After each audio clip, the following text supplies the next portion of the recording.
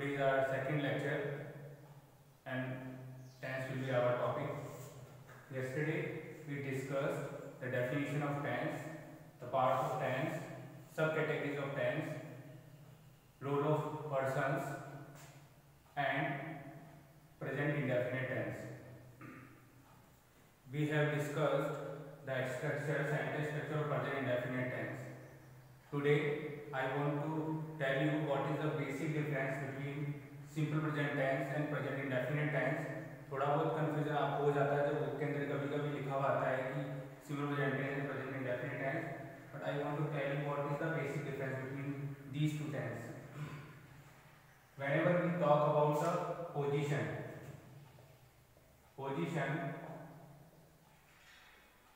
state, whenever we talk about the position state of the verb, that comes under simple present tense.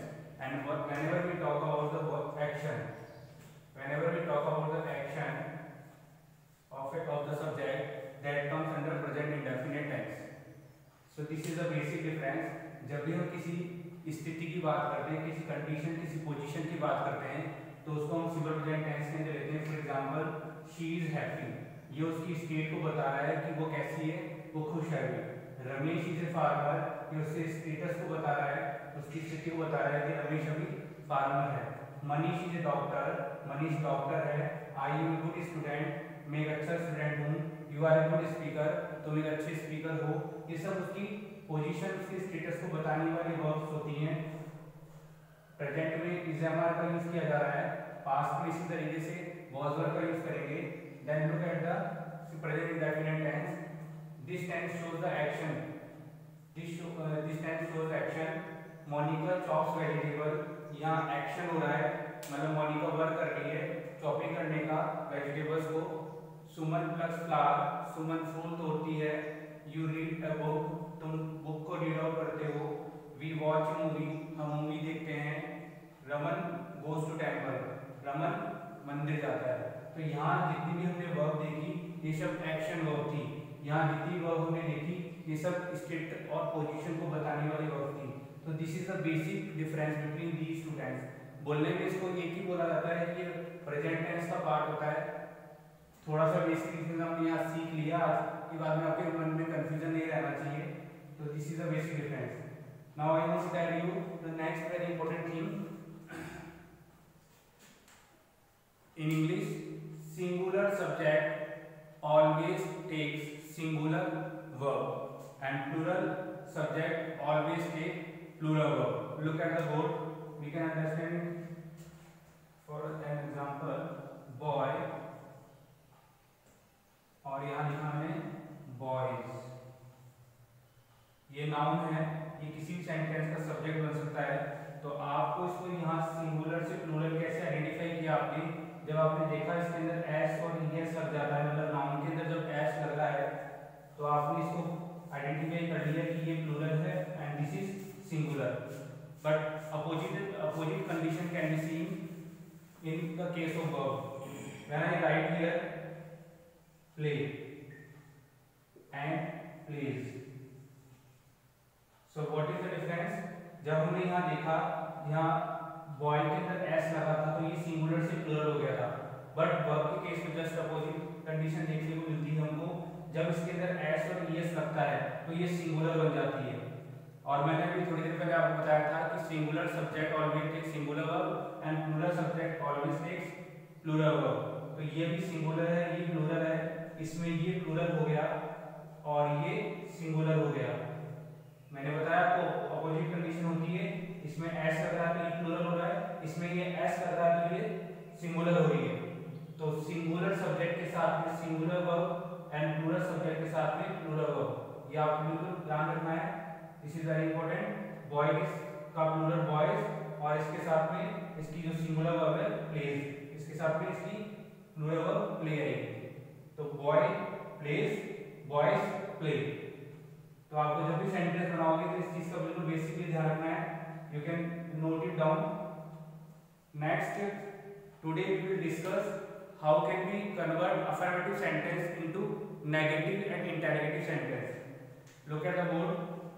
इसको rough कर देता हूँ मैं.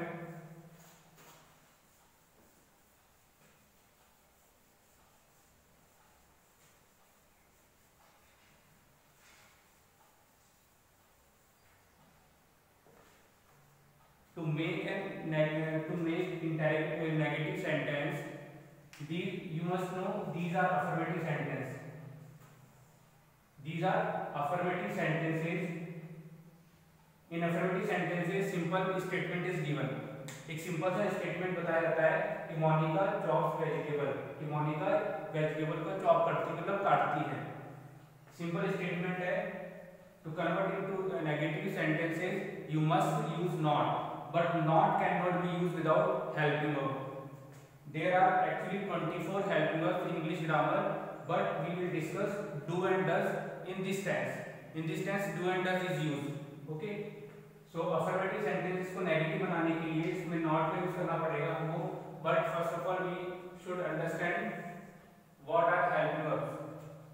There are two helping verbs in this tense, do and does.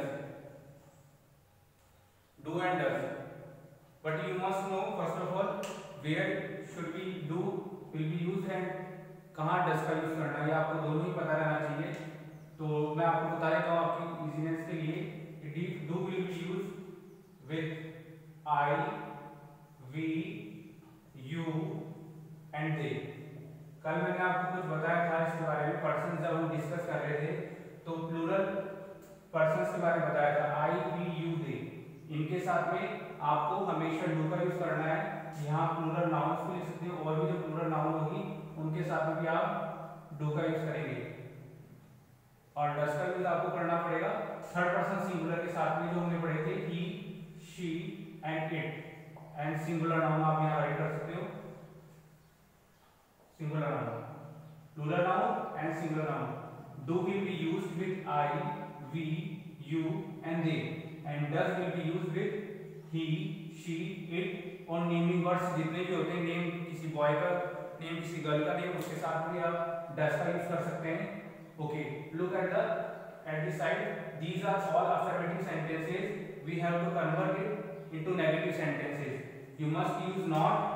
Negative sentence बनाने के लिए आपको not का यूज करना पड़ेगा और not आपको helping verb के साथ में यूज करना है. First of all, देखो कल मैंने आपको बताया था कि इसके अंदर सबसे ज्यादा बड़ा रोल होता है वो verb का होता है. Your subject, your verb, your subject and object may be same in each and every sentence, but your verb will be different in each and every sentence. So you should understand it. Not का use करना negative sentence बना रहे हैं हम. First of all Monica chops vegetable. Monica, मैंने subject write कर दिया Monica. Monica is a girl और डज का यूज कर रहे हैं हम शी के साथ में. तो मोनिका शी एक्चुअली में, तो इसके साथ में हम किसका यूज करेंगे? डज का यूज करेंगे. नॉट के लिए मैंने बोला था आपको कि नेगेटिव सेंटेंस बनाते समय हमको नॉट का यूज करना है with helping verb. And now verb chop vegetable. Okay, Monica does not chop vegetable. Monica सब्जियां काटती है, बट यहाँ आ रहा है मोनिका सब्जियां नहीं काटती हैं. Does not chop vegetable. आपने मेजर डिफरेंस देखा होगा, यहाँ चॉप्स राइट किया हुआ है but there is no S और S in verb. In main verb के अंदर आपको यहाँ कोई एस और एस नजर नहीं आ रहा है बिकॉज हमने यहाँ जब डज का यूज किया तो ऑलरेडी डू के अंदर ये डू डज कैसे बना, डू प्लस ईएस बना के डज बन गया. तो ये ईएस का यूज यहाँ हो गया, तो यहाँ हम दोबारा इसको मेंशन नहीं करेंगे. चॉप ही रहेगा ये क्योंकि डज का यूज हमने यहाँ किया. थर्ड पर्सन के साथ में डज का यूज हो गया और यहाँ से एस हट गया. सो देन सेंटेंस का मीनिंग क्या बैठा? मोनिका सब्जी नहीं काटती है.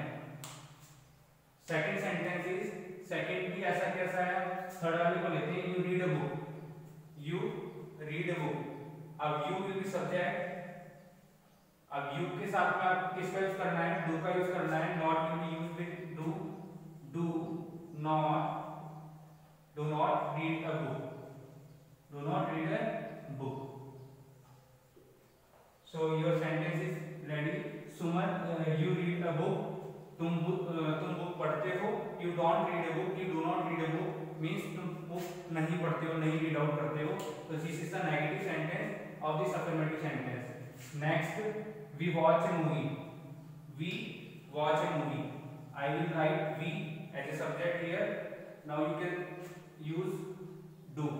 वी के साथ में आपको डू का यूज करना है, नॉट का यूज करोगे आप, और उसके बाद में watch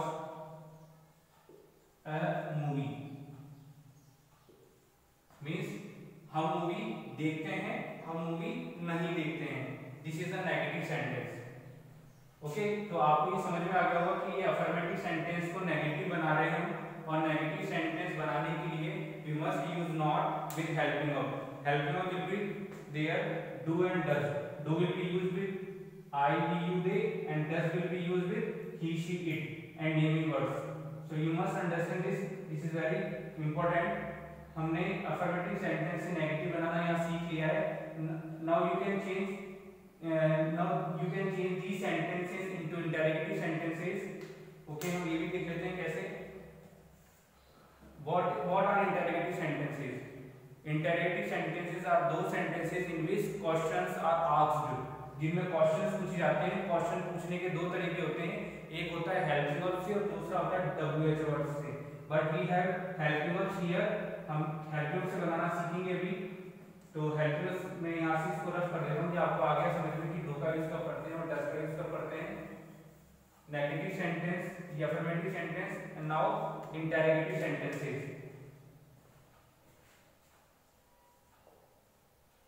Interrogative sentences. Okay. To make interrogative sentences, you must use helping verb before subject. Subject आपको दिख रहा है यहाँ मोनिका चॉप्स वेजिटेबल. यहाँ आपने इसके साथ में नेगेटिव सेंटेंस बनाने के लिए डज का यूज किया था. Now we are making interrogative sentences. मैंने बताया आपको कि आपको हेल्पिंग वर्ब को पहले लगाना है, सब्जेक्ट से पहले लगाना है. And what is our helping verb? Does. Monica के साथ में क्या लगा हुआ है? डज. इस सेंटेंस को नेगेटिव बनाते हैं हम, तो डज का यूज पहले करेंगे. Does Monica chop vegetables. And then question mark is very important. Question mark नहीं लगाओगे तो sentence will be wrong. Does Monica chop vegetable. क्या मोनिका सब्जियां काटती है? ओके, तो यहाँ क्वेश्चन हम क्रिएट कर रहे हैं कि डज मोनिका चॉप वेजिटेबल.